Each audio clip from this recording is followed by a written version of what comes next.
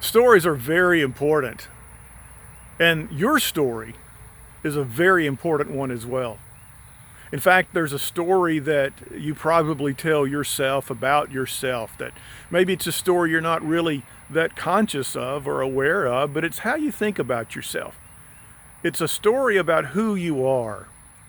I want to encourage you to realize the importance of story and that yours would be a God story. To the ancient people of God, they were instructed to tell why they had taken stones out of the Jordan River and constructed a monument so that the story they would tell and the story their children would hear was of what God had done for them. One of the psalmists, Asaph, wrote one of his songs about how one generation tells another of the wonder of God so that that generation has a story of God's glory. I want to encourage you to shape your story around the framework that we've talked about in the last few V devotions. Make sure that your story is a story about how God is in control of circumstances. Let your story be told of instances that you can look back on and see where God obviously had his hand involved in your life.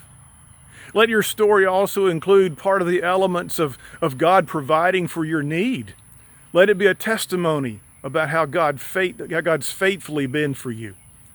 Let your story also be one that tells about how God has been with you. Let that be the story that you tell yourself and you tell your children and you tell others around you that God is present in your life.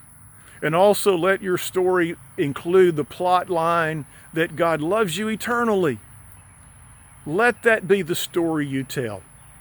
Let that be the story that you remember about yourself. Let that be the story that you replay to yourself every morning when you get up, throughout the day, and at night when you go to bed.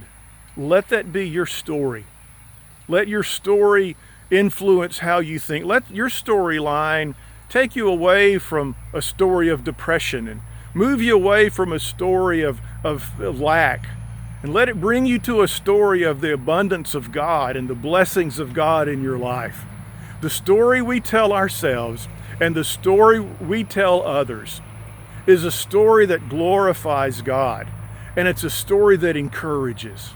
And so today, maybe your moments of discouragement, your moments of feeling despair and just heaviness in life, maybe the real solution to that is to reframe your story.